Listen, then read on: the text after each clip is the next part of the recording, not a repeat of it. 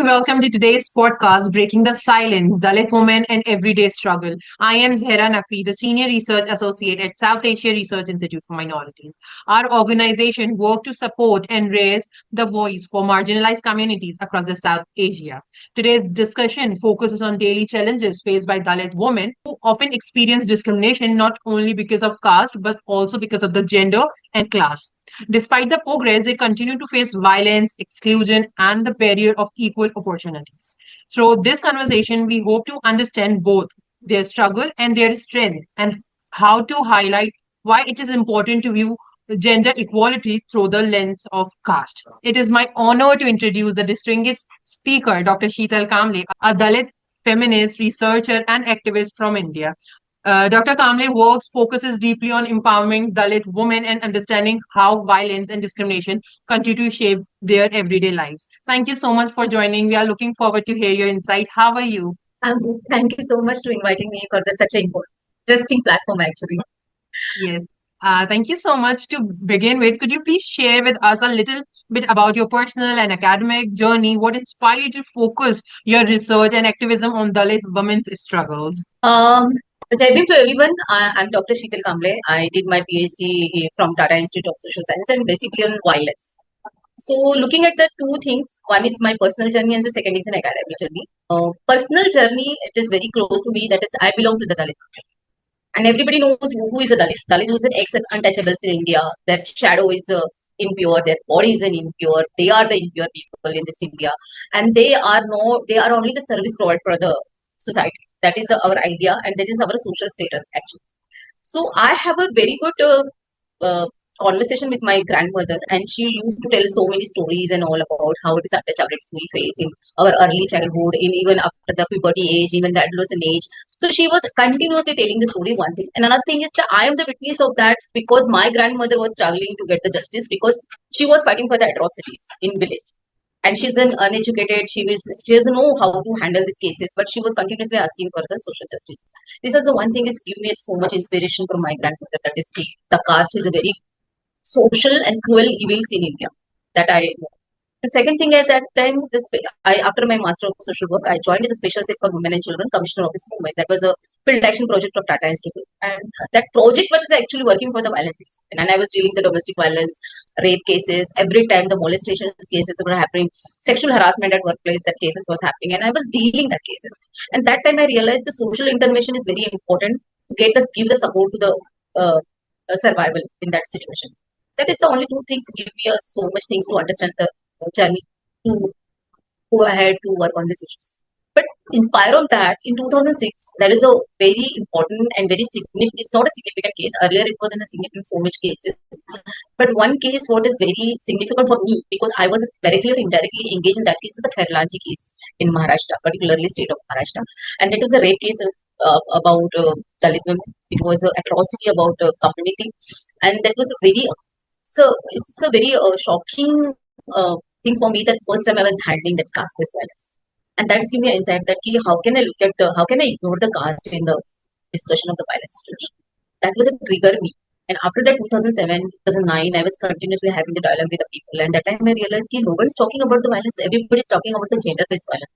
No one talking about the caste-based violence. They are talking about the caste-based violence in the context of only atrocity, not for the particularly Dalit women. And that is the point where I trigger in my life. Entire 5 years I was struggling to know about this because there is no theoretical understanding about the violence. There is no theoretically knowledge and the think tank to discuss about the caste-based violence. All the feminists in India, particularly the mainstream feminists, was continuously talking about the gender-based violence. And then Sharmila Rege's books. Sharmila Rege was only the professor who was talking about the caste. She has tried to connect with the caste and gender conflict in India.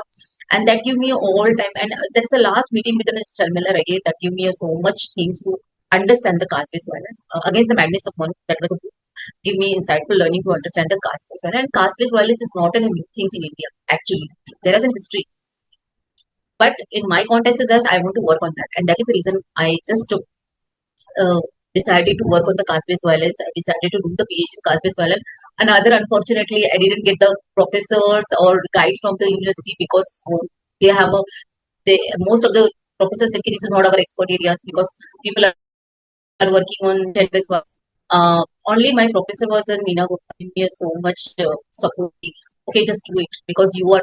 And she gave me the one important suggestion in my research that you are the insider of your, so you know better than me. So you are the owner of this research. You do it, and that is journey. Thank you so much for sharing that with us. Your journey is deeply inspiring. So, the next question is about the experience. From your experience working both in organization and directly in the field, what are the some most common everyday struggles that Dalit women continue to face in India today? Most of the struggle is very common in rural India, actually, not in urban area. Urban area has a different patterns of violence. In rural area has a different patterns. Dalit economies depend on the dominant caste. Actually, that's a very important thing. So we need to have the socio-economic and political context of caste. So your economies depend on somebody who have to be work for them. So all the Dalit women are working as a labor, as agricultural labor, bonded labor, and they are be a very soft target, sexually soft target for the dominant caste. And that is the reason they extremely exploited. I was working in the sexual harassment and workplace in unorganized sector. There is the same things as happen. But women have a no. Some women have a courage to say. Some women are hiding their problem because they know that they have a fear to lose their job. And this is the everyday struggle, every day. Why we are talking about the everyday is because our economies depend on somebody we have to work on. So we are not an independent worker. We don't have a social security. And another thing is that okay, the system is made in that sense that you are only for that one. So all the women and entire family of the Dalit community are working for somebody. So there is a very interesting point. Like if you are working for the somebody, then you are easily available for them. Sexually is available for them. Another thing here, you are not dignified for something. You are not dignified for the respect. And that is the reason every time struggle is that women is that key to get out of this situation. Entire life there is a lots of people are talking about empowerment of women, and then they realize that women are stuck in some vicious circle. And it is the entire life they are struggling to survive actually. Yes, that is such an important reminder. Thank you for sharing the reality. So, as you know, caste and gender discrimination overlaps in very painful ways. So, how does caste discrimination uniquely impact women, and why it is important to view the gender equality, especially through the lens of caste? So basically, what is our understanding is as a Dalit women, we always believe that the women is not a homogeneous group. First of all, we are a dialogue. We started a dialogue with the feminist group is that we are not a homogeneous. We are the heterogeneous group. And we are living in the multiple reality. We are not living in the single reality of gender. That is important. And that is the reason we are always be saying that there is a lot of intersection, caste, class, gender, religion, and another is that there are a number of there is a disability we added now. It is LGBTQ is one of the important aspect we need to discuss about in the context of caste-based violence. We are not saying that only the women's means gender-wise we are looking. That is very important aspect we need to discuss. This is the unique form of women where we are, and another thing is that we are always we are giving example of the social we actually located. We are located in the bottom of the pyramid of the caste system. Our social location is defining our identities. So we don't have an exit. We don't have an exit point to get out of this situation because you are inherently is born and bottom for the particular income. That is a unique form of caste as well. Another thing is that my entire research is talking about when caste add into the violence process, then the patterns of violence change. So United Nations framework is talking about the physical violence, mental violence, emotional violence, economical violence, but we are saying that beyond that categories, beyond that forms, beyond of that types, there is a different kinds of patterns we are facing. Because when you start, then you are socially excluded from the society. Who are all the villages against you. That is also part of. Mentally, you are not getting support from anything. You have a lack of resources. These are things. I'm not saying that women are not facing the same problem. Every women are facing. So many women are facing. But the gender-based violence and the caste-based violence are the different reality. Because caste-based violence always talk about the some patterns of violence preserve and reserve only for the Dalit. It's not for the other. And that is the uniqueness of Indian culture. And that is the reason we always say that we are the homogeneous group. We are not a heterogeneous group. We are not a homogeneous group. Don't consider your violence and my violence is very important. And that is the reason we are challenging to United Nations that like your framework is giving just an idea about the violence. But beyond that idea, there is a different source of violence that exists in India. So what is the source? The caste is the source. Why is the caste is the source? Because it's a social system. And it is a deprived, this is a discriminative system. It's not equal system. Where there is a particularly have the social location, social occupation is defined by the system. And that is the reason we are saying that uniquely, our violence is totally unique violence, where the law and judiciary is also working, law and enforcement is also working, state have a different kinds of role, community have a different kind of role, and the dominant people have their different kind of shadiyantra. We always call as a shadiyantra because their perceptions about the violence is very important, because I want to control some community. I want to take control in my hand. So we want to preserve this system, and that system is preserved only through the dominant caste, and that we are the agent that we can use it. We are used for that only. And this is the uniqueness of the violence, which is the entire community, generation into generations we are just slave in that community. Yeah, you have articulated this intersection so powerfully. So I totally agree with you. And in your MPhil and PhD research, you explored both empowerment and the violence against Dalit women. So what are some of the keys finding of your work, and how do they reflect the realities on ground? My MPhil research was basically based on the Dalit women empowerment and perception of the non-Dalit women. So Yeah. I was looking at two women's cases. One woman who is talking about, and both are talking about the empowerment. I'm not denying that. What is empowerment? Actually, empowerment is talking about the socio-economic and political. So, empowerment process, United Nations, the framework is talking about you should be socially empowered, you should be politically empowered, you should be economic. Indian government, all the schemes, policy based on the social economic empowerment. What is the economic empowerment? You will be part of the self-help. That is one. Because collective forms is very important. You should be collectively come together and discuss about your passion, your scheme. This is empowering themselves through the decision making.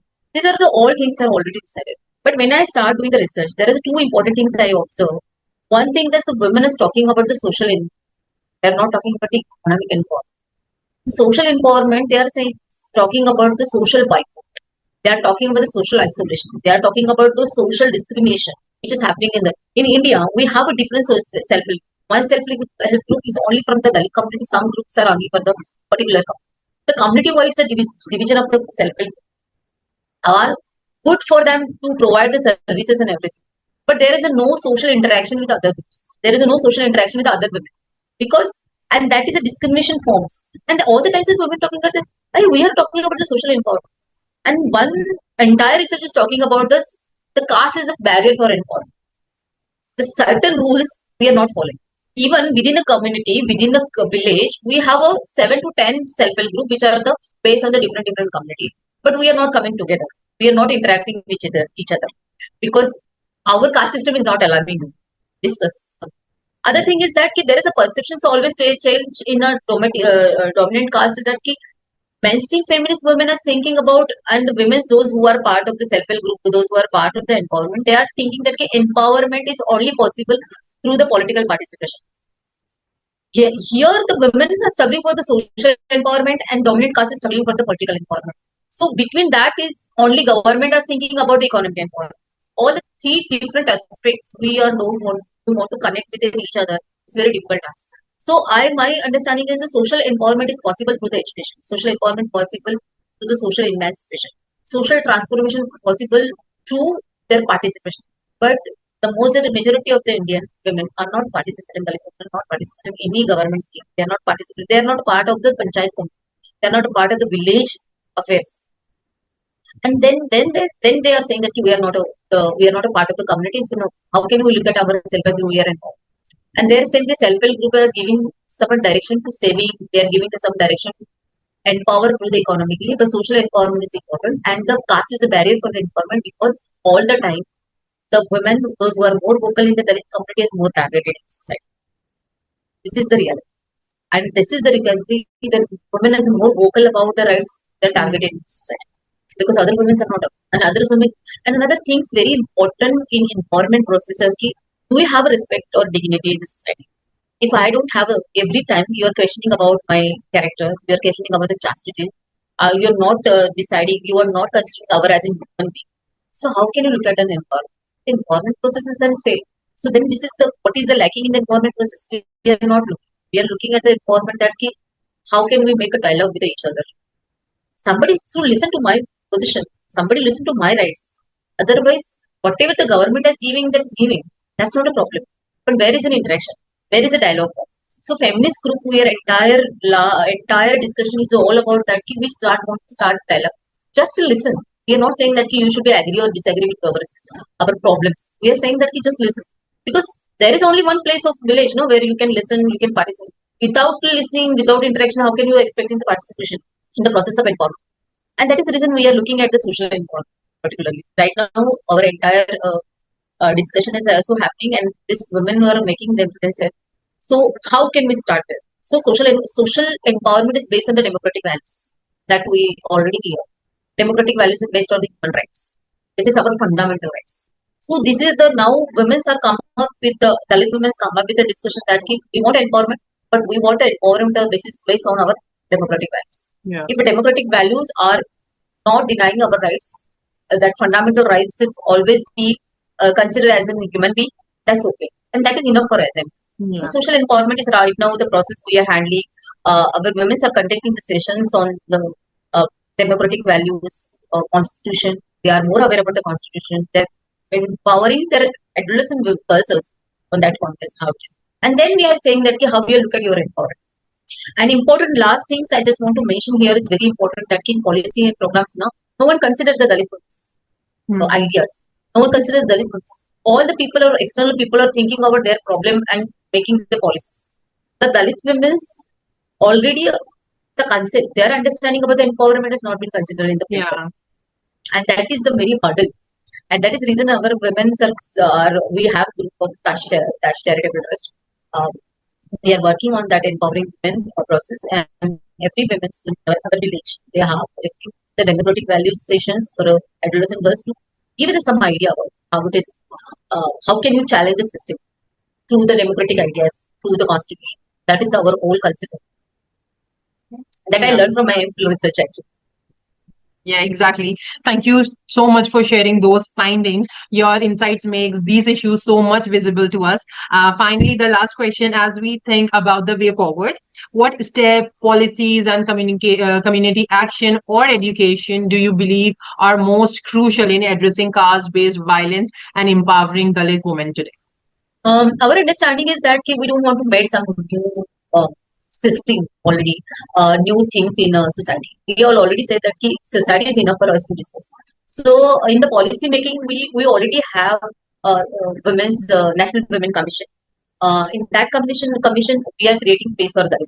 So that is we need to. So see, I am from the social work background, so we always believe that social interaction and social intervention, that is two things we can do it in our process of empowerment or to understand the Dalit women issues.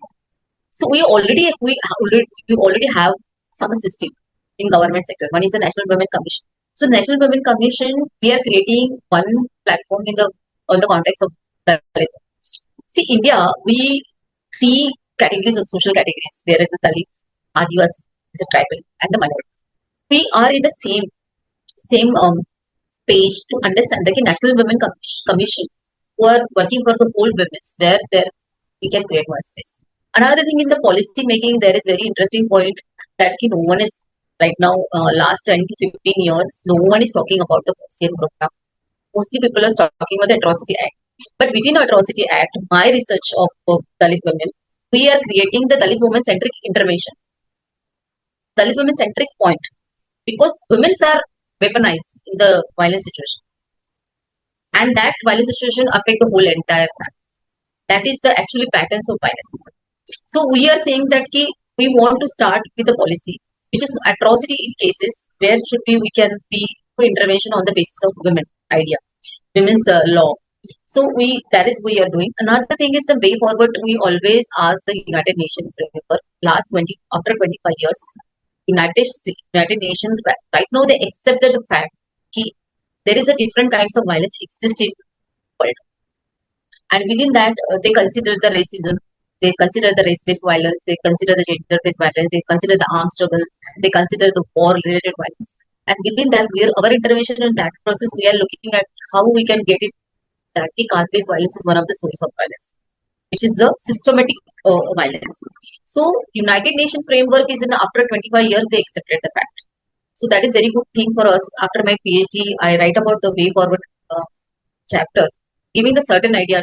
Other thing is that we have a SC/ST commission in India, They are looking at the all aspect of scheduled caste, and because we come under the Dalit also come under the scheduled caste category. Scheduled caste is the bureaucrats category. So so all things we wanted to activate first of all. Right now, our way forward we are looking at activation. A National Women Commission we are activated through our dialogues and the programs and planning. SCST Commission we are started a dialogue with them to understand what will be the possibility, maintain that, and to record the violence. Other thing is that we also are uh, giving training or even we are improving the leadership qualities among the grassroots level leaders, those who are continuously working on the issue of the violence against women, and particularly Dalit caste-based violence. They are also struggling to get into the other thing is the social justice department. Social justice department also have a n numbers of policies, program schemes for the Dalit community, but that your Dalit community is not getting access easily. There is other things because there are implementation. Everybody knows that bureaucrats implement in different ways. As stated. Other thing is the state intervention is very important. We are not saying that we are against the state. Always our idea is that we want to make the state more responsible towards the Dalit community because these are the more vulnerable community in India. And we are also saying that there is other also is in minorities also is in more vulnerable and the traffic. So three sections of the society we also have a different kinds of forum. We are insisting the state be a more responsible. So what we are expecting? The state intervention. The state intervention means the state should take a participate in our programs. State should take initiative. Our initiative, they can support the initiatives. That is our understanding. Otherwise, what is happening? They said that there is a numbers of policy program. Why you need something new? But in last 15 years, we are not getting anything. Last 15 to 17 years, we are struggling for the social justice. Law and orders are not working because the other thing is the state behavior is also be a part of our discussion where we are also looking at different kinds of system we can want to operate. Recently, what is happening? Just giving a brief idea about that. Recently, the Sexual Harassment at Workplace Act is enacted in India, and all the people, government had made a lot of efforts to implement this act in society. But basically, this act is working for the only organized sector. Now it's very tricky for the Dalit community because Dalit community is already an unorganized sector. Yeah. There is no control anywhere. So, and the 90% of the Dalits are engaged in unorganized sectors, and that this unorganized sector is not more active in context of the sexual harassment at workplace. So we are working on the. So our way forward is that we should work on that context because unorganized sector there is the responsibility of the state. IS officers are activating this. They are responsible to make the committee and all things, internal complaint committee. All other things are happening. After that, Me Too movements are happening in India. More the all more the mainstream women are more vocal. Those who are very familiar with the technology, they can register, they can say, they can use the social media. In the context of Dalit women, they are not accessible technology. They are not familiar with any technology. So this is the reality. So Me Too movement is. I'm not saying it is a fail. I'm saying that there is a limitation of this movement. We are not saying anything is a fail in India. We are saying that there is a limitation. We are not denying the fact that gender is not a part of discussion. We are saying that gender is a part of discussion. Within a gender, there is a some. Other is very important problem we are struggling last 10 to 15 years is the reservation policy, women reservation policy. Women reservation policy is very good for the political participation for women. More like as we are the educated women, we should be the part of the political process. That is good for us because we want a representation of every community in this political process. But what is happening right now? Within a reservation, we are talking about a reservation within a reservation categories. There should be some quota for the vulnerable section. They can get an access to the political parties. They can get an access in the political participation. That was not happening.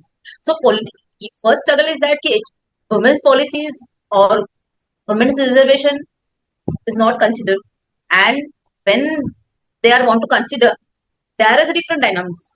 Because it's a heterogeneous group. Every women have a different journey. Yeah. Of discrimination. Minorities have a different struggle. Then tribals have a different struggle. Dalit have a different struggle. And within that, now it is LBGT have a different struggle. So that struggle should be measured into the reservation policy. Otherwise, we want a representation for the all women in the reservation policy, women reservation policy. So that is what not happening right now. And that is our struggle. We are taking a stand that every woman's representation should be in that plan. Yeah. caste, class, gender, and religion. And even we are talking about the how we can connect with the LBGT group in that context, because LBGT is also be part of the community. They also belong to some caste and class. They are also belongs to some religion. So that should be considered. That these are the all things. So we are saying that we are not doing anything new. Whatever we have, just we want to activate. If you're talking about the women reservation policy, we want a representation. If you're talking about the violence against sale, if you're talking about the unorganized sector, we want a representation, because we know that how to deal with. Another thing is the entire feminist movement. Right now, the feminist movements are more conscious about the caste and gender related violence, and even the see, Dalit educated girls and adolescent women are coming forward and discussing about the problem. Now we just through this podcast, I just want to mention that we started a Kashi Charitable Trust, which is a uh, project about the Dakini project. Dakini is an adolescent leadership program. In that program, we observe that is adolescent girls or the particular community are not getting access of education. If they get access of education, the dropout rate is very high. The reason is that so many people have did a research on that. Child marriage is only the one problem for the adolescents. That is the reason the dropout rate is very high. But n numbers of other things are also involved. So we are looking at the different reality of the adolescent girls. In that context, we realize that is the child marriage is one of the only one problem. But other thing is that systematic way of traffic is there. Yes, very high level of traffic. Other thing is that girls are a dropout because they want to take care of the family. So they have to earn. They are engaged in the unorganized age of 60. That's very big. And that's the reason we are saying that this is the whole vicious circle around the reality of Dalit movement. If they want to exit from that reality, what is the way forward?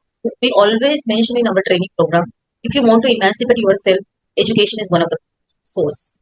And we always believe that as an Ambedkarite, we have the Ambedkarite Association. Ambedkar's all theories is all about emancipation. Equality has come from education. So we always believe that Dalit women should be educated through. Otherwise, we don't have any other source. We don't have resources. And this is another thing is what capacity we can bring, what capacity we can create the new resources for our company. Because 90% are communities and engaged in unorganized sector, which is an unstable substructure, indecent work, indecent wages. There is no equality. There is sexual violence is continuously happening. Rapes is happening. Unwed women are there. So n numbers of problems are related to that. So we are saying that how we can look at that. So we are giving so now we have started Charitable Trust. We have started working on the issues of the adolescent after hitting the puberty, and they are in adolescent process, very tricky stages of their life where they can be easily soft target for everything. They will be getting to the early child. The forceful marriages are there. Even right now, one problem is actually is that I belong to the Maharashtra where I am the witness of the Devdasi community. So Devdasi is a traditional prostitution actually. They are looking at the cultural rituals, but it's a traditional prostitution. That girls are also be a transfer into they are also be engaged in the traditional now is a commercial prostitution. So this is a very vicious circle. So we are saying that so eradication of the Devdasi systems is also be a challenging part for this. So through the Charitable Trust, we are looking at all the aspect of the Dalit, and we are giving the only one source that Ambedkarite democracy, Ambedkar rights. What is Ambedkar says about this all things? The education, and we are insisting and marginalization of education is very problematic. How we can deal, because mainstream, you want to bring all the girls into the mainstream society, but there is a lot of hurdles. Not only the getting access to the education, that is another thing. There is n numbers of researchers talking about the accessibility of education.